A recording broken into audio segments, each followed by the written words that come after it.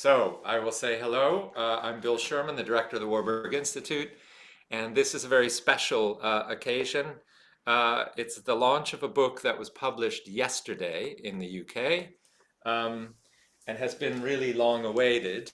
It is very rare with any figure from culture or art to make new discoveries of a substantial kind many, many years after their death. Um, in the example that we're going to explore today, it's especially extraordinary because it isn't just discovering, a new sentence by Kafka or even a new story by Kafka. It's an entire cache of material which is quite different, a different category from what we associate with one of the most famous writers of the 20th century, and that is an unexpected cache of visual material, of drawings by Kafka. This is an incredible, incredible find. And I'm very, very excited to be able here at the Warburg Institute to host, I think, the first presentation about it for the English-speaking world. The book was published in German originally last year, I think, and with the good offices of the excellent Yale University Press, we now have an English version to go on, and you can buy it apparently in the chat. There it is, right on cue. There is a discount code that makes it even more affordable than it would have been, and it's a fantastic book. I hold it in my hands, and I can testify to the quality of both the content and the format and material, and highly, highly recommend this book. And I look forward to talking to its editor and in many ways its creator, Andreas Kilcher, who's professor at ETH or ETH in Zurich. And I will be turning over to him in a minute, but we're also lucky to have the commissioning editor from Yale, Catherine Bowler here, dialing in from New Haven, I think.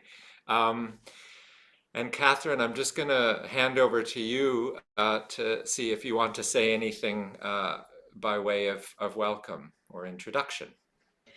Yes, thank you so much, Bill. I Sure. want to, of course, extend thanks to you and to the Warburg Institute for hosting this book launch, and to Andreas for leading the efforts to publish this extraordinary material, and for giving Yale University Press the tremendous privilege of bringing this new and considerable body of Kafka's drawings to the attention of an English readership.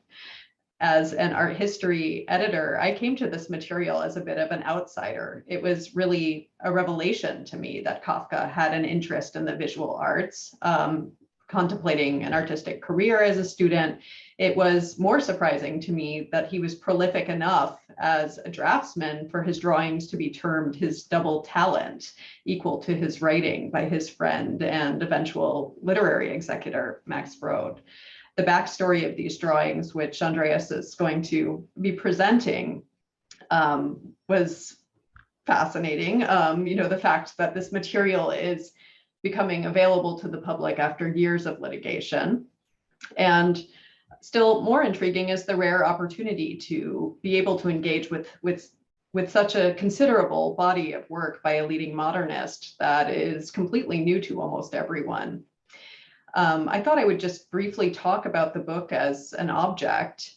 One of the ambitions of Andreas and his collaborator Pavel Schmidt was to give the reader a scholarly framework, but also to allow them the ability to engage directly with Kafka's drawings without, one might say, the crutch of having to rely on someone else's interpretation. They made the decision, which I think was a really compelling one, to reproduce the drawings as a portfolio of plates, completely separate from the text. And this gives the reader a semblance of what it must have been like to approach this new archive for the first time, and leaf through this previously unknown material without too much in the way of preconceived notions of the contents. The context is there, of course. Andreas carefully details the information that could be gleaned in catalog entries that follow the plates. And essays provide a nuanced understanding of how the drawings fit into Kafka's career and his process. But the format really allows the reader the joy of discovery and the ability to engage with these remarkable and often strange drawings on their own terms. And I hope that those attending this seminar today will be inclined to do so. Bill, thank you for mentioning the fact that we are offering a 30% discount. The code can be used on our website. It's Kafka, and thank you for sharing that in the chat for those interested. But with that, I am very happy to turn it over to Andreas Kilcher and for his presentation. Fantastic. Yes, Andreas, over to you.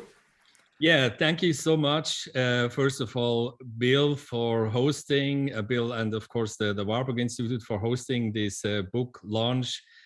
That this is really an honor to do that. And of course also to Catherine and Yale for having done the book. And this was a pleasure to cooperate with you. So I'm thrilled to be able here to present in let's say maybe half an hour, a few aspects of Kafka's drawings, and then hopefully come into a conversation with you, Bill, and see from there on. So I share my screen. Share my screen. Yeah, looks good.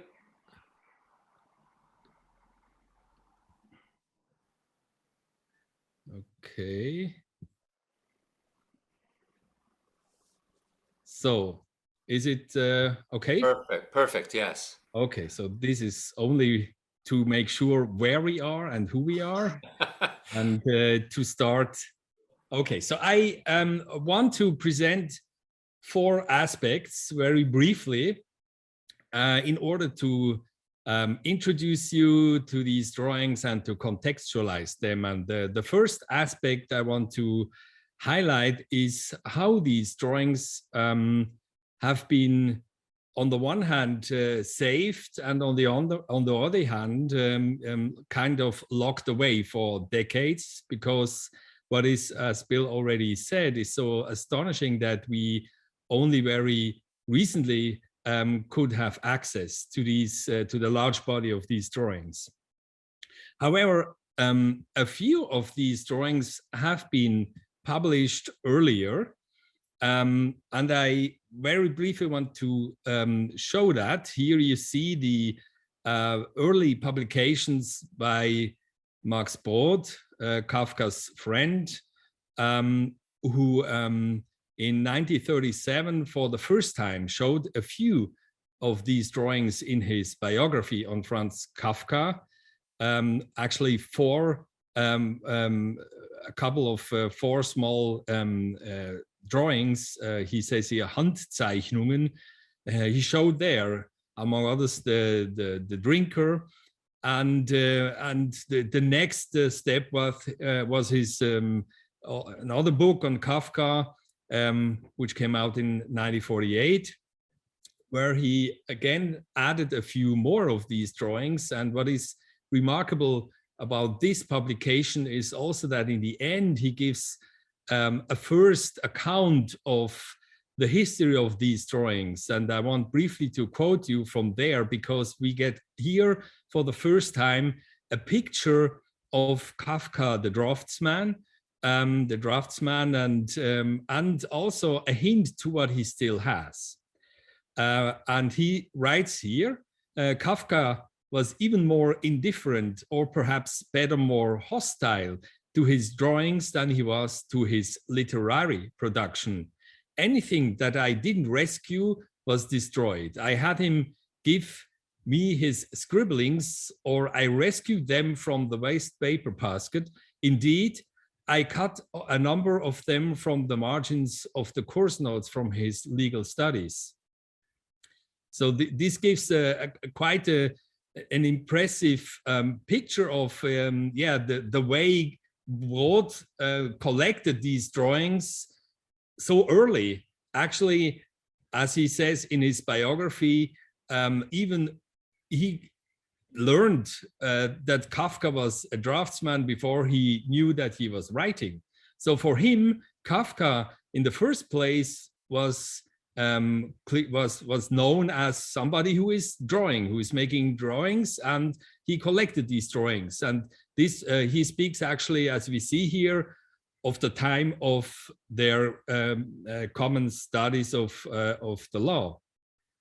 And then he adds that in the same paragraph, I still have a large number of them, which will appear one day as a Kafka portfolio.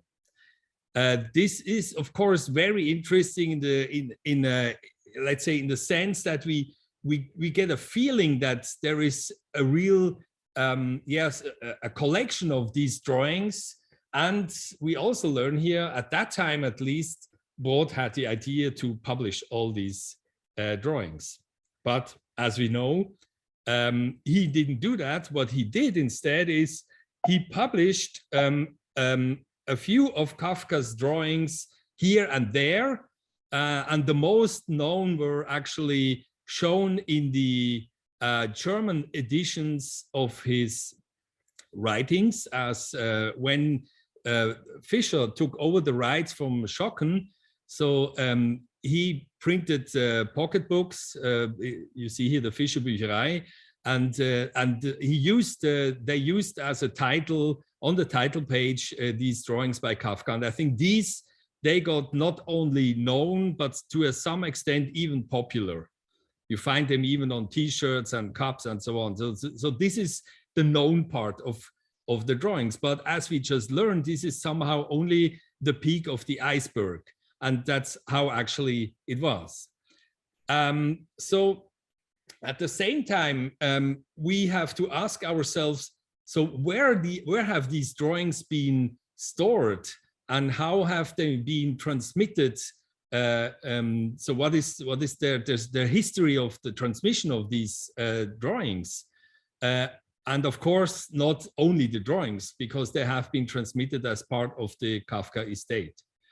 I make that very briefly because this story is extremely complicated and also interwoven with the history of the 20th century, with the Second World War and even the after-war historic problems. But what I can say, only a few points.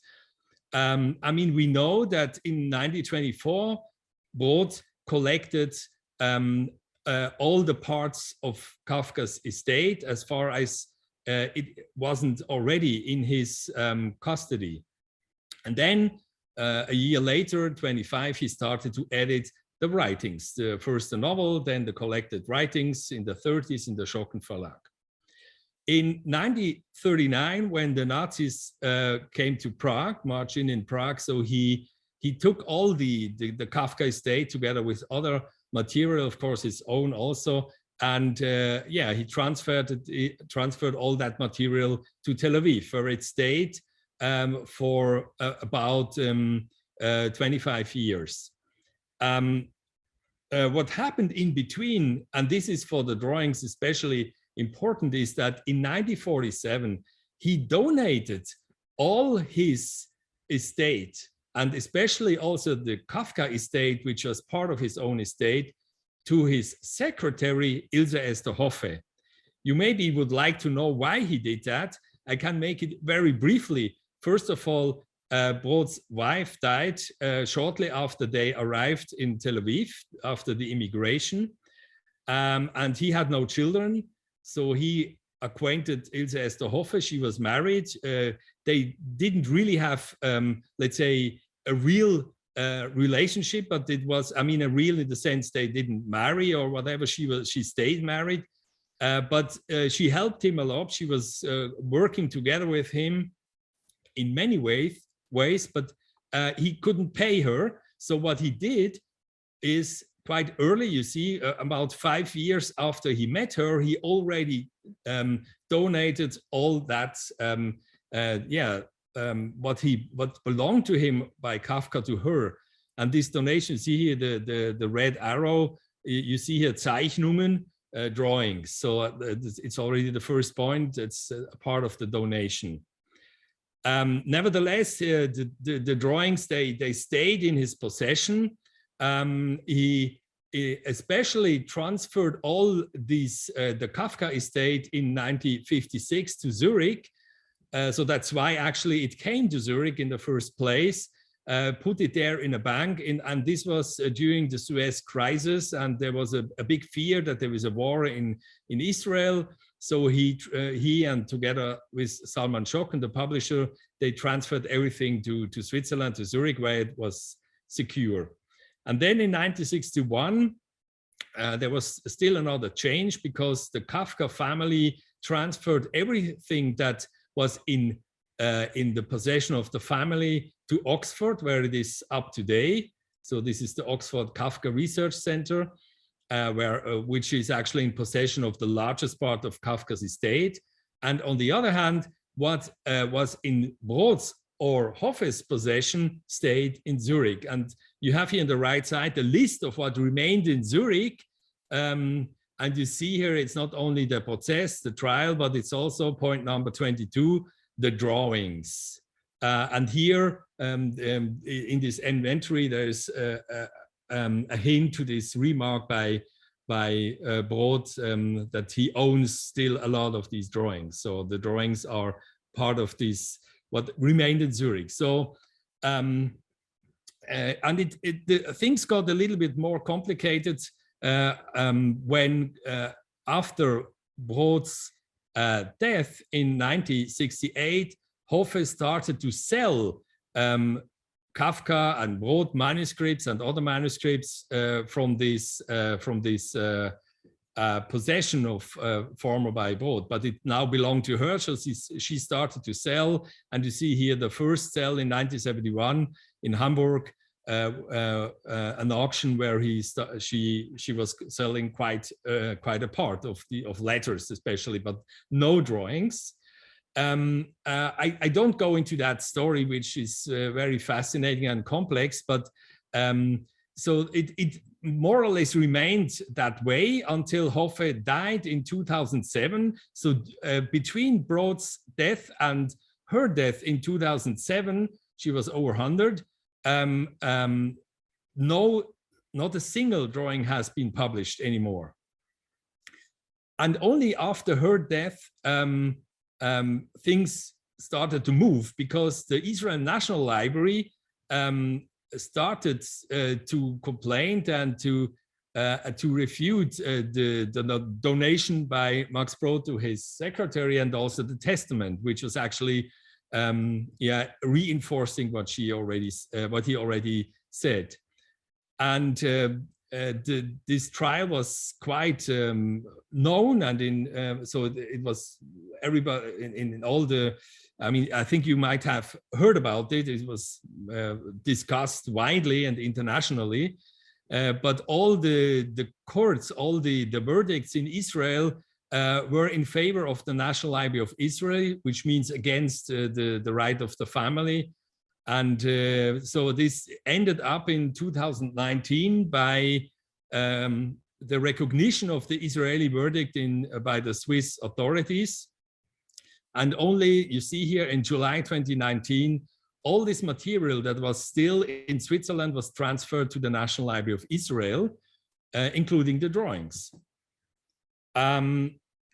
So this was actually, for me, the starting point to the project. So only then I could start. And since I was following this trial and was writing on it quite extensively, I was absolutely aware what happens, and I was aware that now the most interesting part regarding Kafka in this estate that was transferred to Tel Aviv, to Jerusalem, actually to the National Library, were the drawings. So I immediately started the project, and in January 2020, immediately, or just before the lockdown, I was at the National Library of Israel together with my friend Pavel Schmidt. And that was the starting point of the project. And since October 2021, so we have already quite a few languages in which this publication came out. So this is the story first the story of the drawings and the publication. There would be many more details, but maybe we can discuss some of the questions that are still unclear here.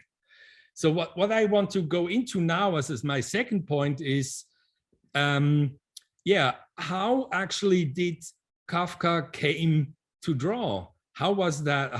What is the context of his interest in drawing, and even more broad, his interest in art? And indeed, it is very interesting to learn that Kafka was much more than we knew before. Not only himself starting to draw in his time of his studies, around 1901 and 1906, but he was at the same time very much interested into art. And this was due actually to his first friend, Oskar Pollack, which he was the friend before Max Brod came up. He knew Max Brod only in 1901 too. So this was his the school friend from his class in the gymnasium. So Oskar Pollack, who later actually got quite a known art historian, he was the one who introduced Kafka to art, insofar as he recommended him to read the Kunstwart, which was at the time around 1900 one of the most important journals on art and literature. Kafka, you see here, he even started to buy art. So these are the two pieces of art that Kafka hang in his room.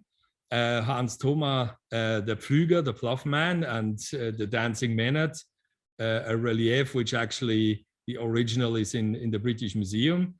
So these two pieces of art were in Kafka's room, which actually Brod described after Kafka's death. So we see here Kafka was starting to get interested into art very actively, but he also studied art history an entire semester. So his second semester he was studying art history, and even more, besides his studies, also later when he moved to law, he was still very much dealing with art, because he was how do you say that, the correspondent of art, the art correspondent in the reading and speech hall of the German students at the Prague University, Kunstberichterstatter. You can see his name in the reports. This was in the year 1903. Yeah, so slowly his knowledge of art grew, and one big event was not only for Kafka but for other many students, young students at the Prague University and at the art school, was an exhibition by the Bohemian artist Emil Orlik, who just came back from Japan, learning himself the Japan wood print. And he was not the only one, but he was probably one of the important figures who transferred the so-called Japonisme to Europe, to Central Europe. You see here the exhibition that took place in the Association of German Artists in Bohemia in 1902. And there was a whole section on Japan, on his Japan experience. For example, here you see the Zeichner, the draftsman, and the woodcutter and the printer. Woodcuts in which Orlik was reflecting on the art of drawing and wood printing. And I mean, what we see here is that Kafka got acquainted with a totally different type of art. So the Kunstwart was actually quite back into the 16th to 19th century, from Dürer to Thoma. So this was the notion of art we get there. So it's quite German, as we see, so Dürer to Thoma, and it's quite it somehow stops before modernity of Kafka's time. So the avant-garde is not so much in the Kunstwart. The Japanese wood prints, they opened up a totally new kind of aesthetics. And you see here, it's much more abstracted, and it's also plays with the connection between art or drawing and writing, in the sense that the drawing is quite close to the signs, to a sign. So to draw is like to produce signs.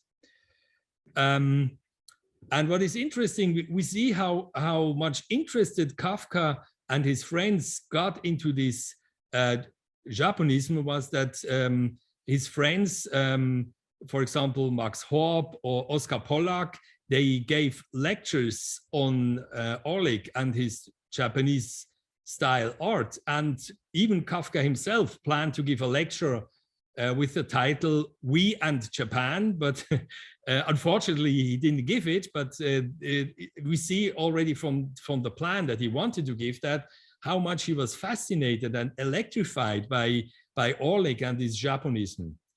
So so this was actually, I would say, like the second component of his understanding of art. And we can see how important this was, that from a postcard that he sent to Max Brod in November 1908. And we see here he writes, "My dearest Max, I kiss you here on a dirty but my most beautiful postcard." And you see it's a print by Hiroshige.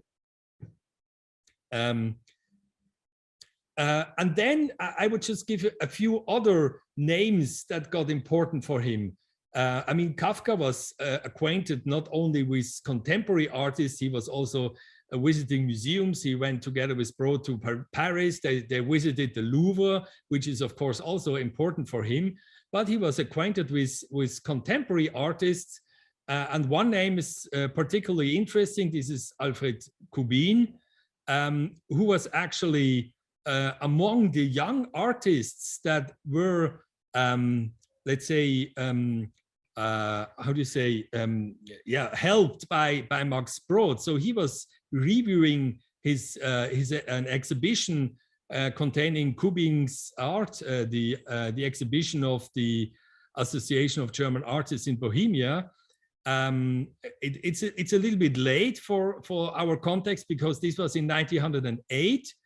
But I mean, Brod was acquainted to Kubin already early. He bought his first and important portfolio with the facsimile prints. This is actually what made Kubin only known. So this was the first and most important portfolio by Kubin.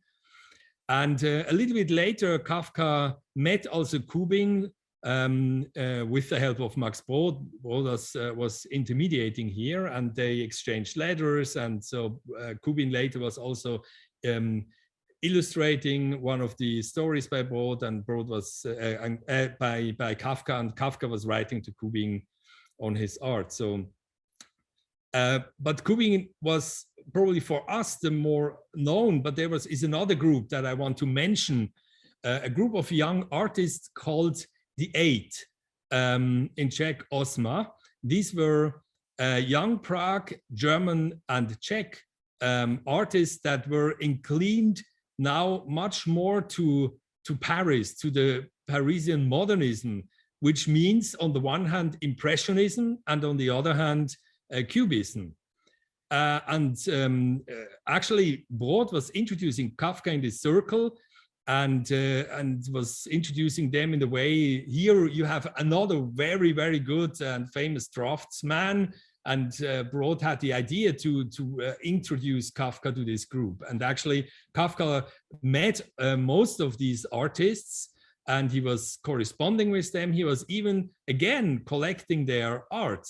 So among these were Max Horb, Friedrich Feigl, Willi Nowak, Georg Kaas, and so on. So I don't want to go on into all of them, but here we have, for example, the case of Willi Nowak, because it's interesting that Kafka bought these two lithographs in 1911, The Girl with Apples and The Promenade. So these two were in his possession. And Kafka describes also how he bought them, and he had difficulties in choosing them. And at the same time, actually, Novak was also portraying Max Brod, while another member of the group, Friedrich Feigl, who actually in the war moved then to London, he has been portraying Kafka in actually only a bit later in 1946. So we see there is quite a connection of this group to Brod and Kafka. So these young writers who were direct to the Paris modern context, they were at the same time very close to the writers, so this group of writers around Kafka and Brod. And they met actually also in the Café Arco. This is the last example, Max Horb, who was also part of this group. And I show it here because Max Horb, who actually died very young from tuberculosis in 1906 already. So his style of drawing is interesting to see because it has quite some similarities to Kafka, to Kafka's way of drawing. You see here it's caricaturesque, it's somehow humoresque, and on the right hand you see a piece that has been transmitted by Max Brod as a drawing by Kafka. But I'm actually, in that case, not 100% sure if this is true. So you see, it's an envelope which was written to Max Horb. And if you see these figures, they look very similar to the drawings and the caricature by Max Horb himself. So Brod was handing it down or keeping it and collecting as part of the Kafka drawings, but it seems to be, could be the case that it's also by Horb. So now let's turn finally to Kafka as a draftsman, which is actually the most important part you want to learn. So what is interesting here to know is again that Kafka was drawing mainly in his times of study, as I already said, while he was studying at the Prague German University between 1901 and 1906. And this gets clear from a letter that I want to read, partly because for two reasons. It's a letter to his fiancée, Felice Bauer, in February 1913, where he, on the one hand, is again making a small drawing, of course, only small, incorporated in the letter, and he is at the same time also referring to his earlier drawing. So first, he tries to give an impression of a dream and how Kafka and Felice walked together in the dream, and he was writing that that he has difficulty to describe how they walked together. And then he said, but wait, I'll draw it. This arm in arm, this is arm in arm, which is the left small drawing, but this is how we walked. And he gives the right drawing. So he cannot describe it, but he can draw how they walked together, how they hold their hands. And then he continues, how do you like my drawing? I was once a great draftsman, you know, but then I started to take academic drawing lessons with a bad woman painter and ruined my talent. Think of that. But wait, one of these days, I send you a few of my old drawings to give you something to laugh at. These drawings gave me greater satisfaction in those days. It's years ago than anything else. So I have to say this is one of the quite few documents by Kafka himself referring to his drawings. But I think this is particularly interesting because, I mean, he not only says that the time when he was drawing mostly was here already in 1913, years ago, which is referring to his studies, his time of studies, but also that these drawings gave him the greatest satisfaction, and that's what is his most important thing to do, obviously even more important than writing.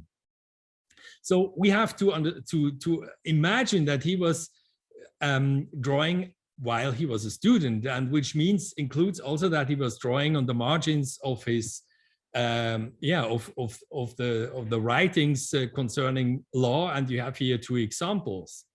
So the question how Kafka started to draw is somehow answered by these examples. There are more of that, and these are the pieces that Max Brod collected, took them probably out of the wastebasket. Let me go to another example where we also see how Kafka was, let's say, taking what he has in his hand. So he didn't go to the art shop and bought paper and brushes and color, but he was drawing with the pencil and with ink later also on everything he had. For example, here we have the catalog, actually the first catalog of the Fischer Verlag, which was printed in 1899. Obviously, Kafka had this catalog of this publisher, and he was drawing on the photographs of some of the writers. So the catalog was documented with many photographs of the writers. And for example, we have here Gabriele D'Annunzio, on which he was somehow trying to give a portrait of D'Annunzio. He was drawing also on the verso, on the backside of the portrait of Arthur Schnitzler and of Ellen Key. He was also drawing ahead on the front side. You see it on the right side, and if you turn the leaf around, so on the back side you have this drawing that actually was already published by Max Brod in 1948, while the other one haven't been published so far. So that's how we see how Kafka works. So he was drawing on everything he had, but probably the most surprising discovery was that he had an entire book of drawing. I mean, he was drawing on single leaves, on several drawings on one leaf, on 2 or 3 leaves, but among the sources we found, there is this drawing book, which is you see in the back also used by Kafka to write, but only the first page. And it also gets clear that this page has been he has written only quite late on this book. He used it in his early years actually as a drawing book, and it's from the entire book is full of drawings. And you see here how he was drawing. It's very experimental. These are these little figures. We will going to discuss on these figures. And what we also see is here that something has been cut off. And you see here that how this happened. And actually, it is quite clear that it was actually Max Brod who was taking the scissors and cutting off some of these drawings, mostly the one in ink, some of these that he then was going to publish. So we see here, a gladiator, actually the lower one, which was published by Max Brod already in 1937. But we see now that this gladiator was Fechter. I'm not really sure what is Fechten in English. So this was an entire context. So Kafka was experimenting on this, on the body language of this gladiator, with the help now of that drawing book, we now see that it was taken from there, and we have actually several similar cases where we can locate actually the source of the drawings that Kafka, that Brod was cutting out from this drawing book. And this is another example. You see here, this is, I mean, probably one of the famous ones we already knew also in 1937. It was used widely, and we see now it has been taken off from the drawing book, and I could locate precisely the place where it has been not only cut out, but also somehow you see it has been ripped out from there. And you see, this is quite, yeah, in a way brutal how Brod was taking out these drawings from this context. And this is actually the envelope also where we see how Brod was keeping these drawings. Okay, and yeah, what is also interesting, if you go a step further, that I mean, Kafka, as I already explained, was drawing mainly in his early years until it's hard to say precisely because Kafka didn't give a date to his drawings and only rarely titles. But it's quite clear that he stopped around 96, 7, so maybe 8. And but what you see here, that when he more and more moved to writing, and which is around 1908, 9, 10, he still was drawing, and actually he was drawing into his last year, so he didn't stop drawing, but only occasionally. And now the drawing is always in the context of his writing. And the interesting case is the diary, the early diary, which started in the fall 1909, and I mean, you would expect, yeah, the diary as being somehow a field of experiment for the young writer. So he's trying to write, making experiments in writing. That's of course what he did, and the diary, the decision to write the diary was at the same time, yeah, okay, I want to write regularly. It was a decision to get a writer or to write more closer and more intense.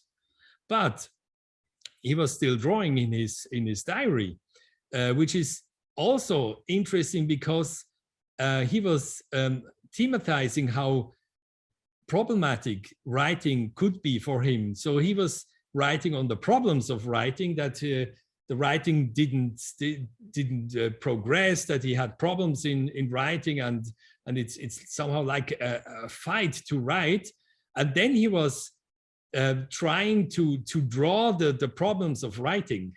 So on both of these scenes are scenes with artists. On the left hand, dancers. On the right hand, you have these kind of equilibrists, they were called, Japanese artists that were performing in Prague, and Kafka saw actually the performance.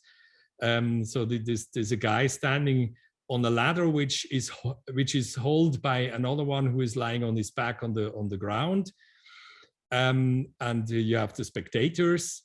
And Kafka is writing that this is a situation that would be completely impossible for him, because he has no wall, no ground, nothing around him which is holding him.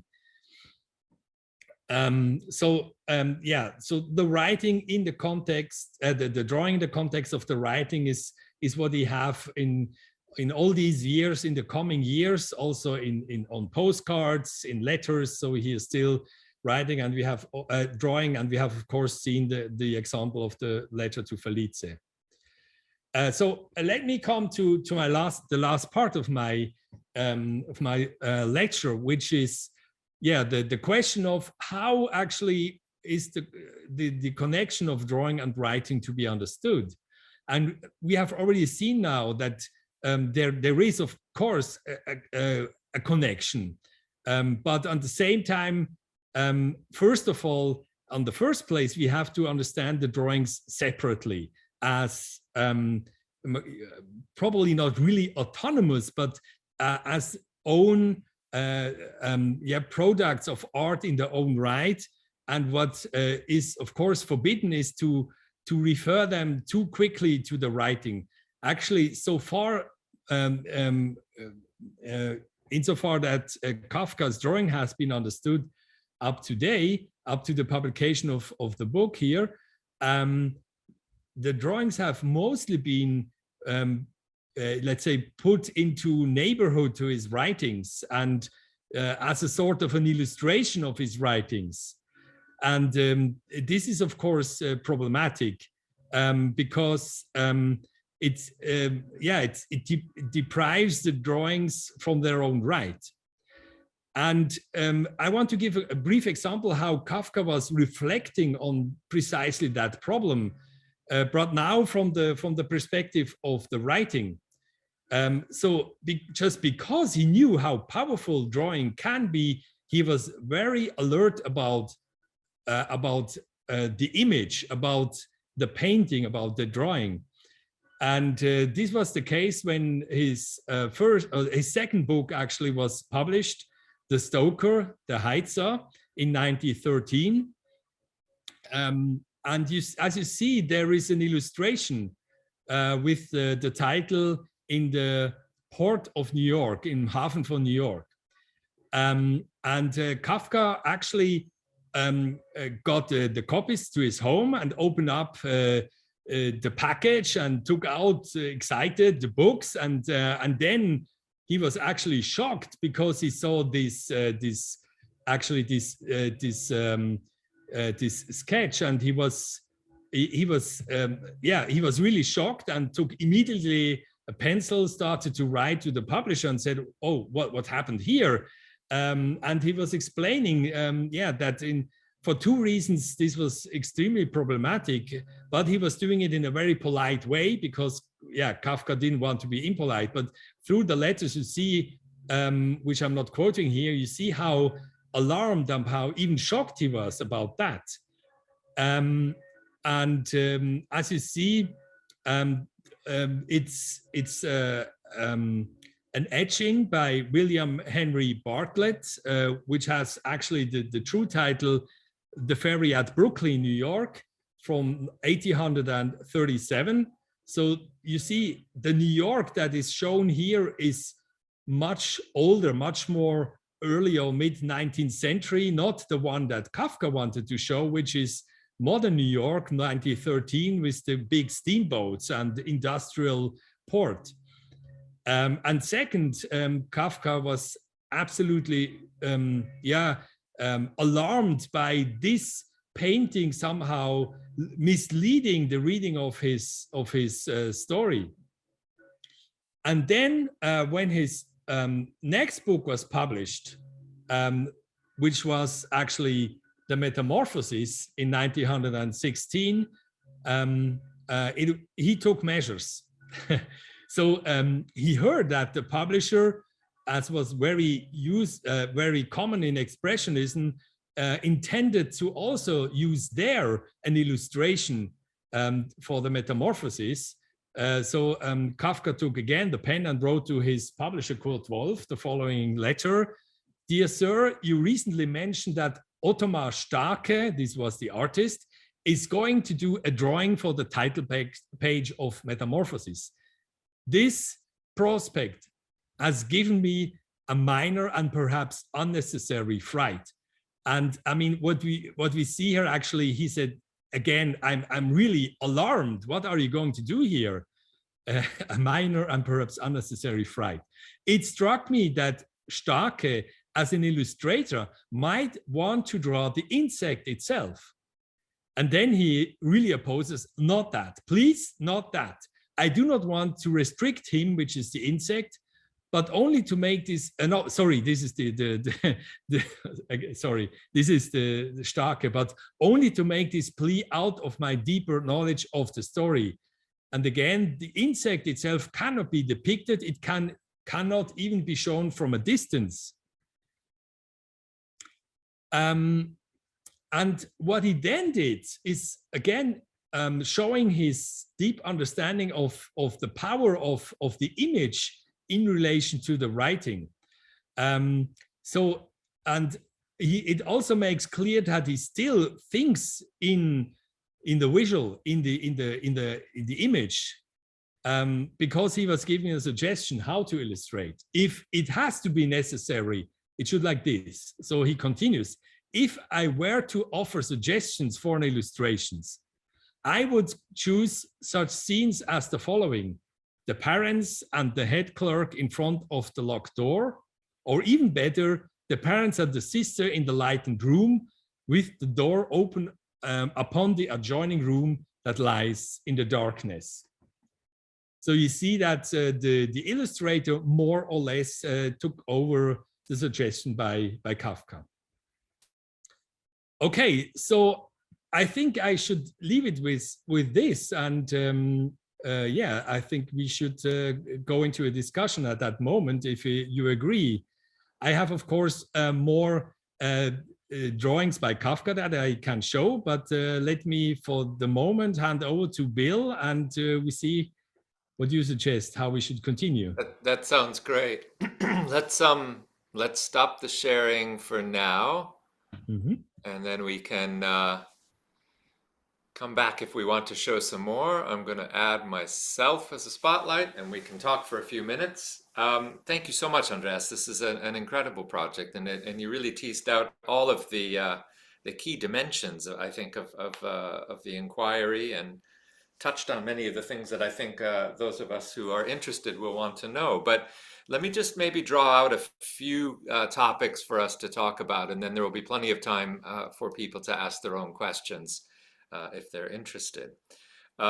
Maybe we start first with the suggestion that you have that we don't rush straight to the writing, and we don't rush straight to the question of word and image in relation to each other, but we start with are you still there?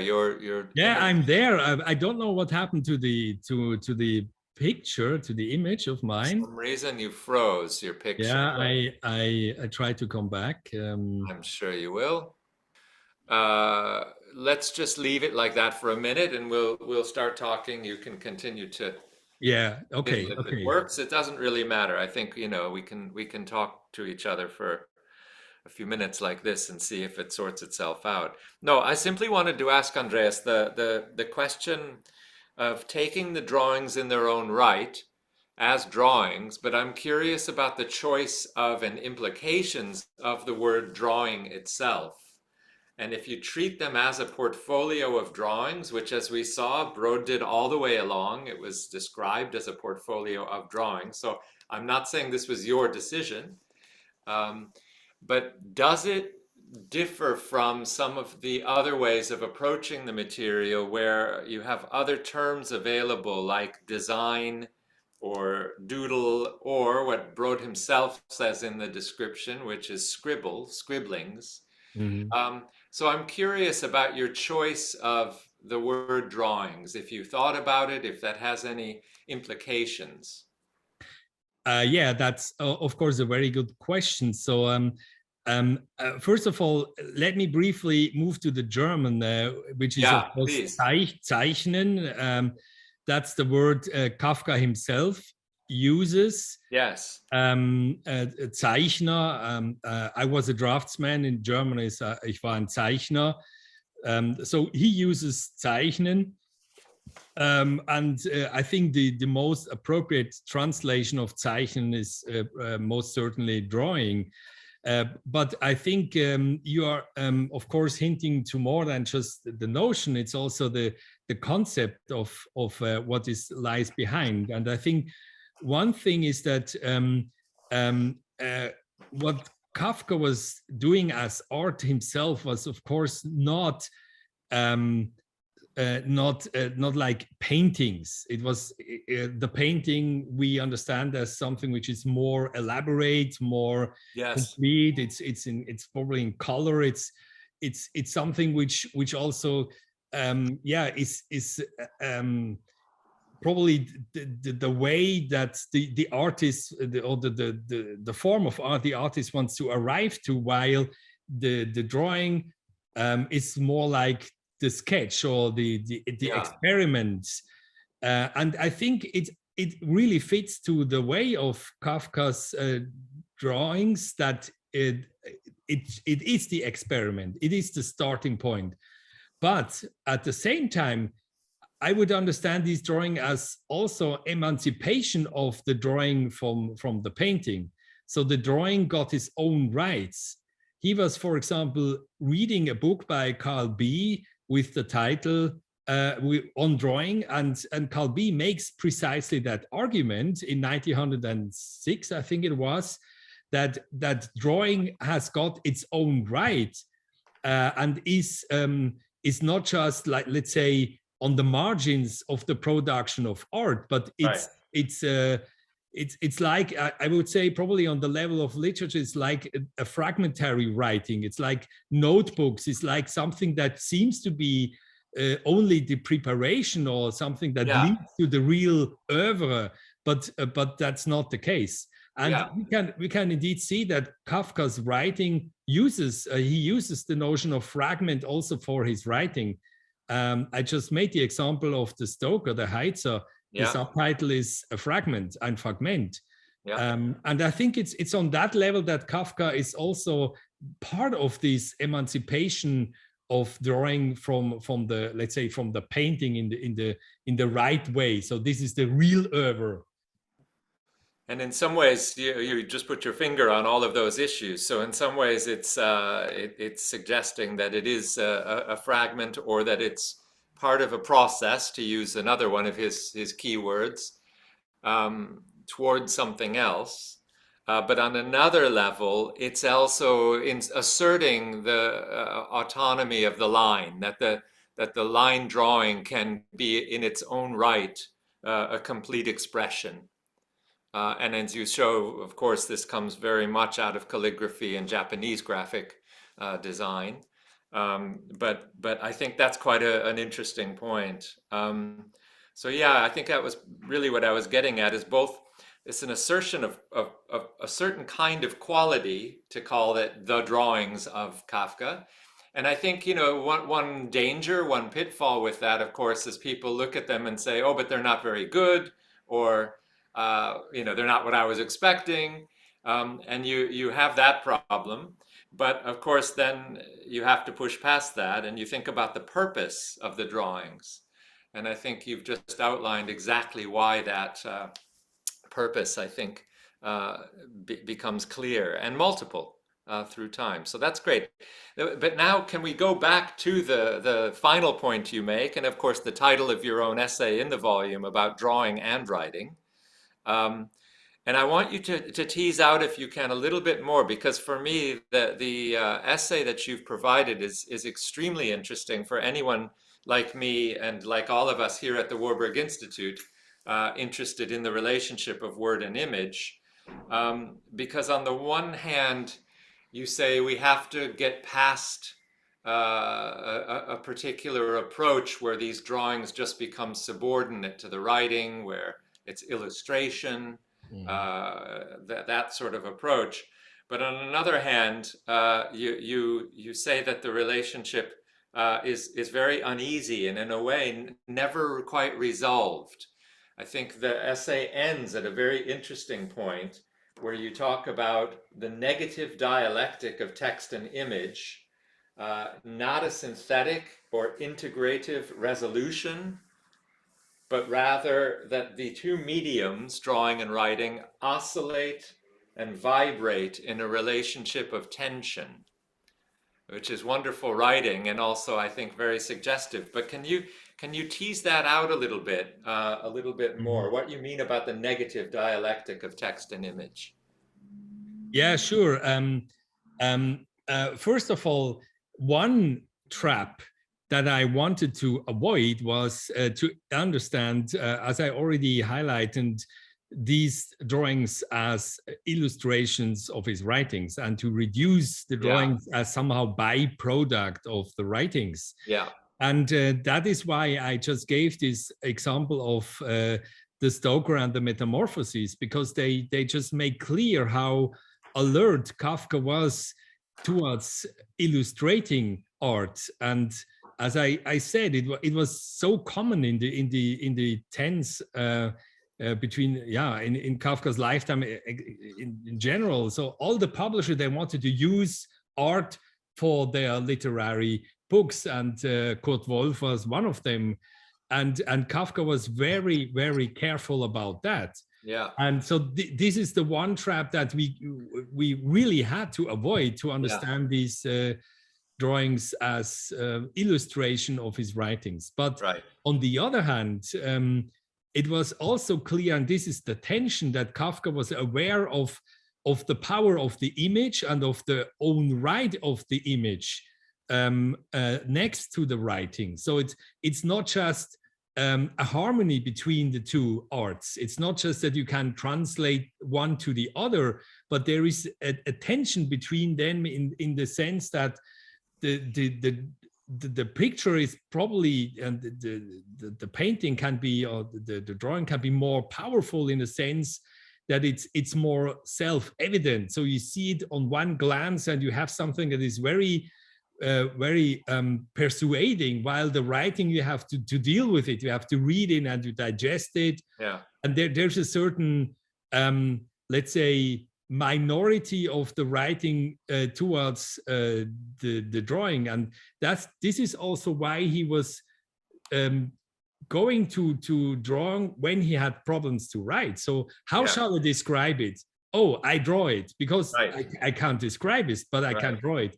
I mean, you can easily overread this line, but I think there's a lot in this line precisely in that sense. So again, there is no harmony, but there is even an inferiority of the writing next to the drawing.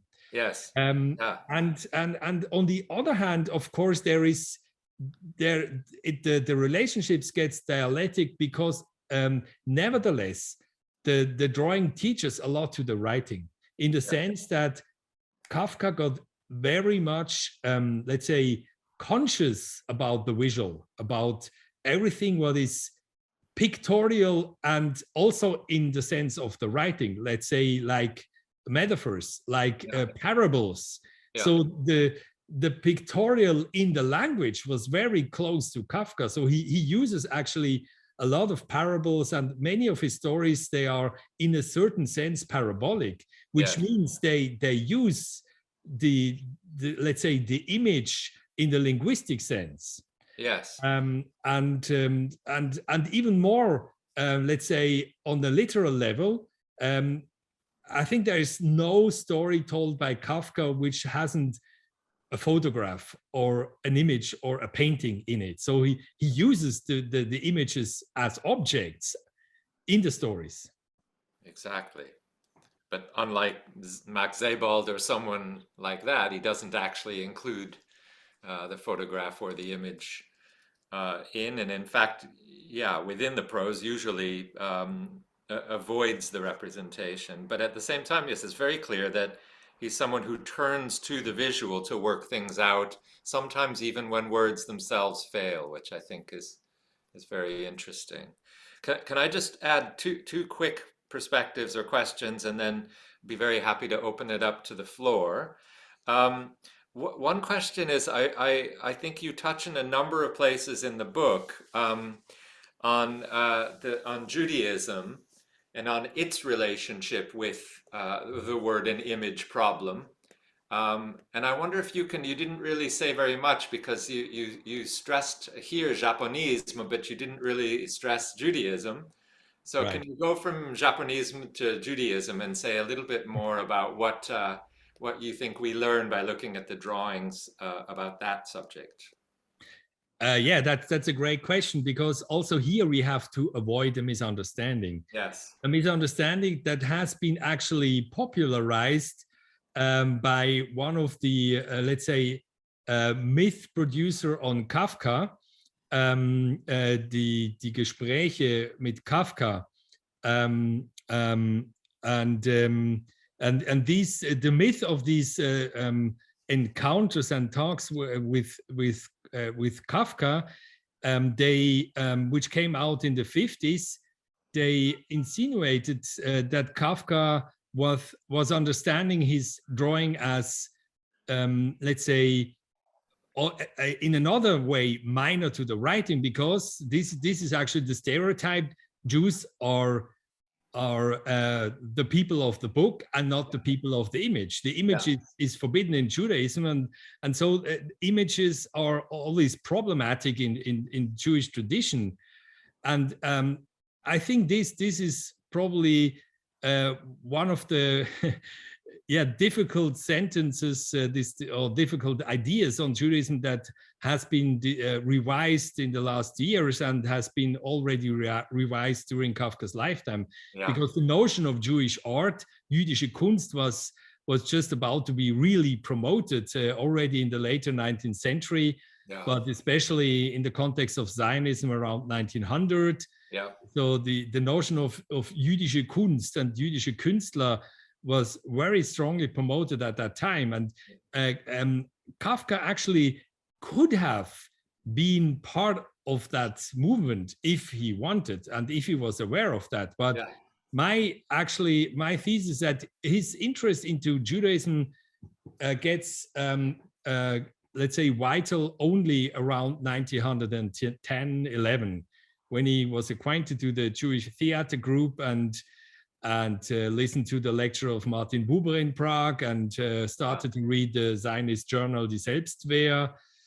So it's clear that his interest in art, in Judaism, was only actually started to get relevant when he was, let's say, already moved clearly to the writing. And in his literary text, there are many references, also somehow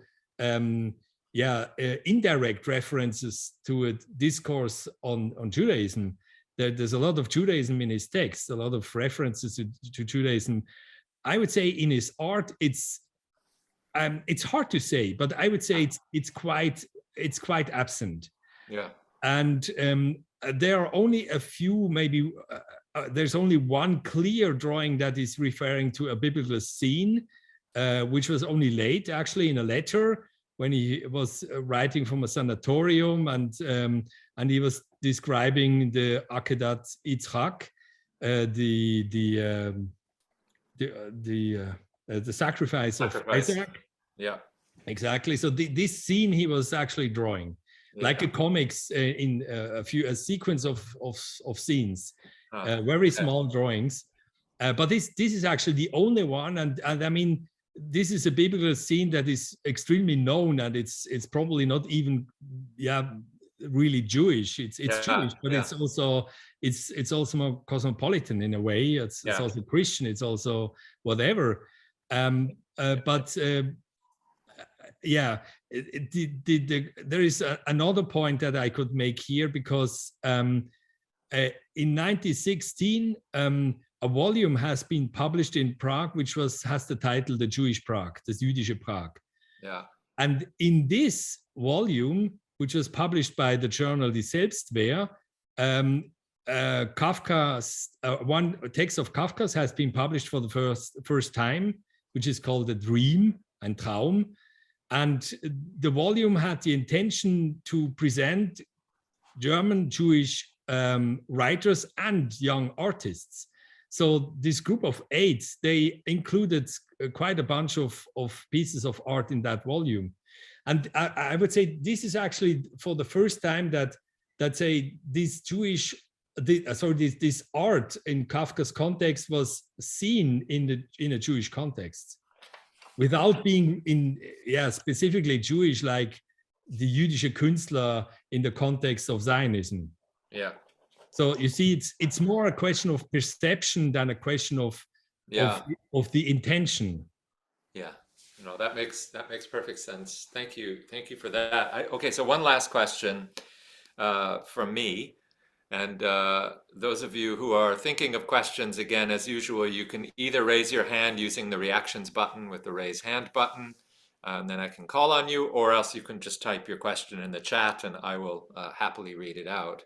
My last question is about language and translation, because this book is a translation.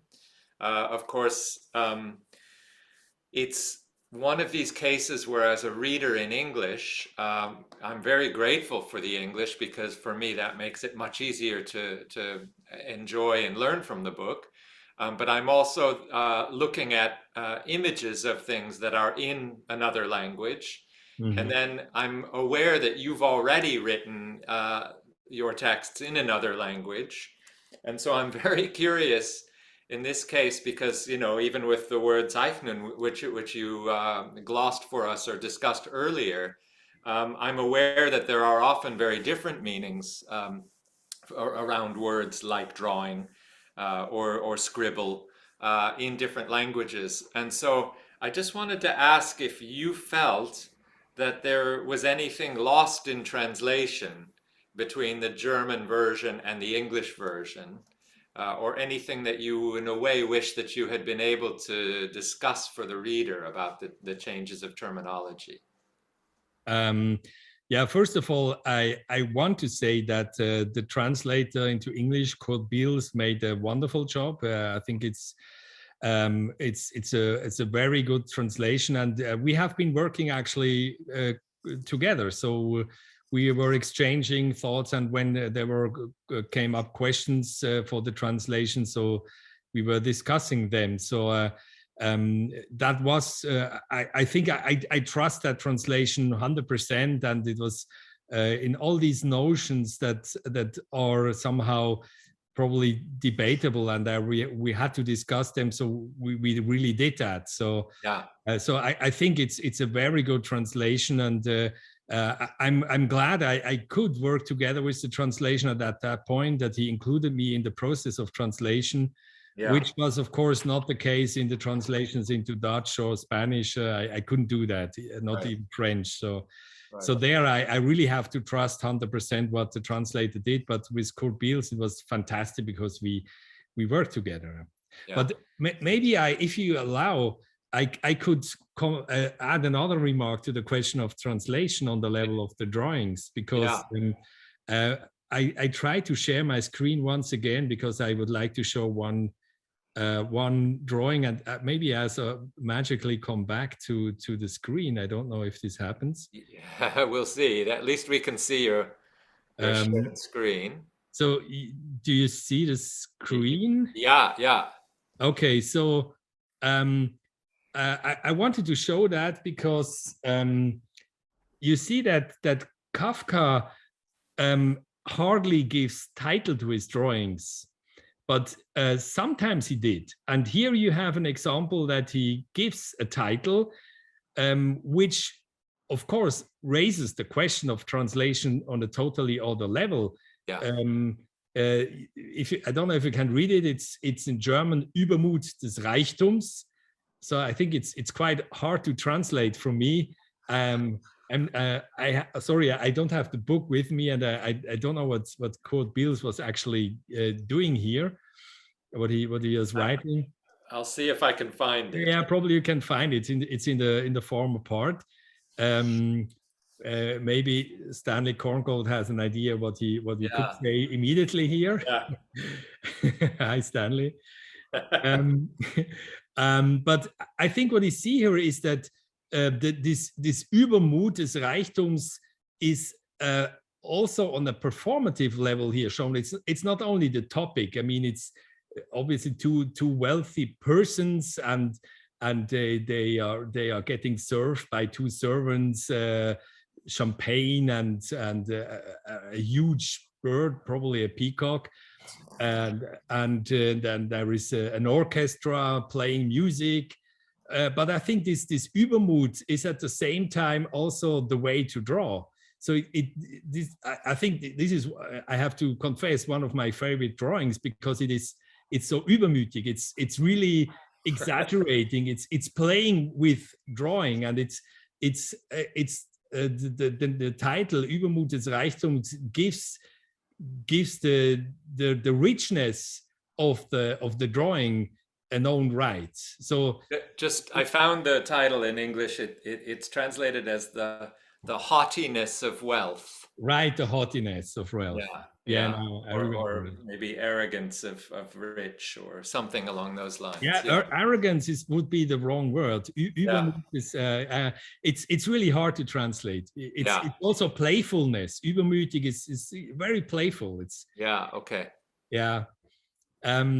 So you see here that Kafka was also, of course, having ideas about what he was painting, and doing himself a kind of a process of translation from one medium to the other, without, again, illustrating something.